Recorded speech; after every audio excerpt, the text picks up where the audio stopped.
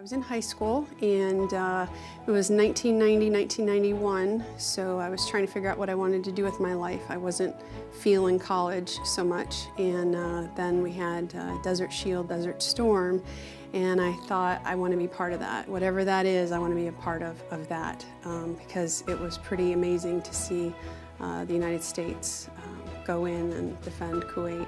And Fort Bragg in Fayetteville, so I joined Junior Army, ROTC in high school, and started leaning toward the Army until I went to college at Methodist College in Fayetteville. And then I used to hang out on weekends at Fort Bragg with the Army guys, and they convinced me to go Air Force. So he showed me a highlight video of 2 jobs I could be. I could either be a cook or I could be a driver. And I was like, okay, well, I'm definitely not going to be a cook. That sounds terrible. And they're like, yeah, we don't have that many women that are truck drivers, so that'd be really cool. And, you know, you're really small, though. I don't know if you could do it. And I was like, oh, I could do it.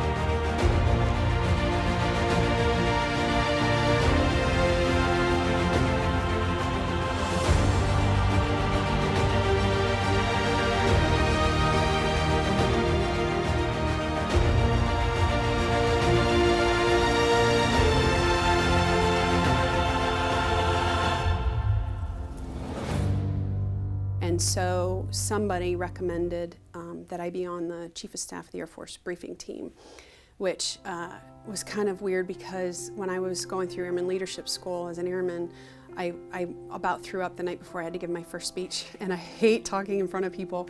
I was in the CBO, the Consolidated Base Personnel Office, and I was a section chief. So when I walked in, just imagine this, I was a tiny Southern girl with a Southern accent going to Massachusetts. When I had to report, I think I got there on like a Friday, so I had the whole weekend, and then Monday I had to report to my unit.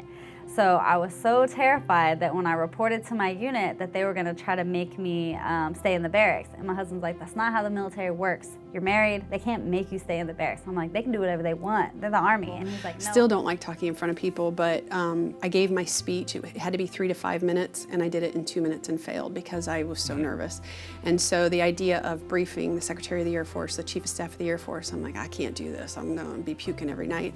But I did, and so I went over there, and so I went to PCA to the Pentagon, and was on the Chief's briefing team where I was a daily briefer. So I got to the CBO, as we called it, and I had 14 NCOs and airmen to be in charge of.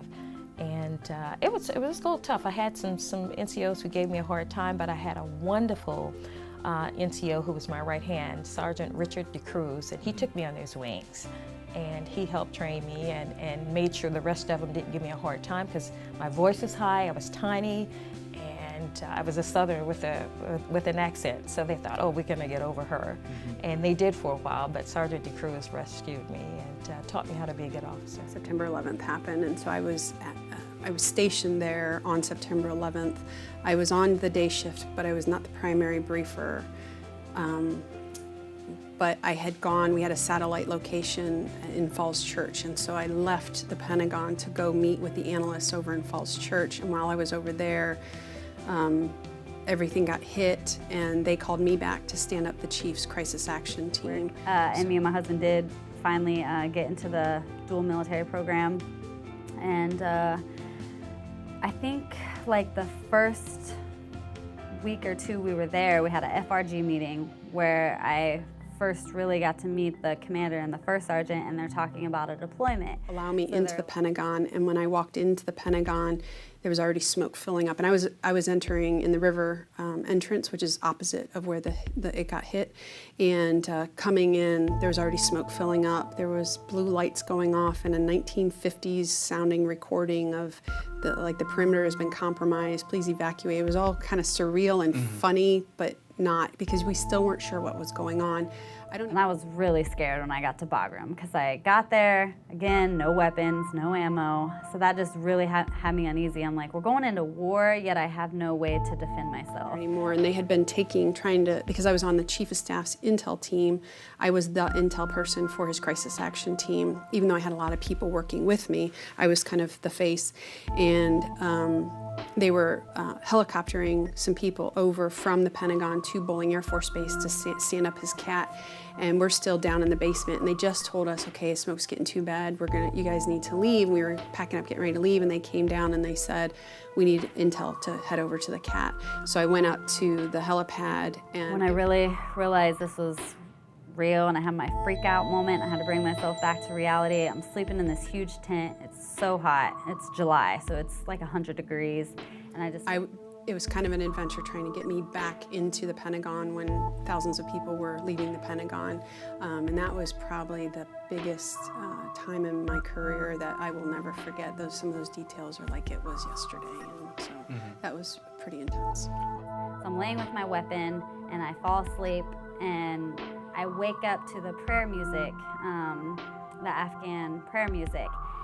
And I woke up so shaken because I'd never heard prayer music, first of all, and second of all, I just felt so uneasy, and shortly after the sirens go off that we're being attacked.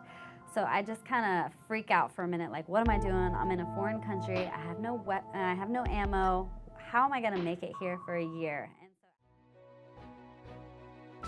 Have you told your story?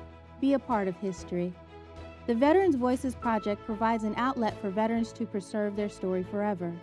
We give veterans a voice. Our goal is to bring together generations of veterans and to inform civilians of our journey.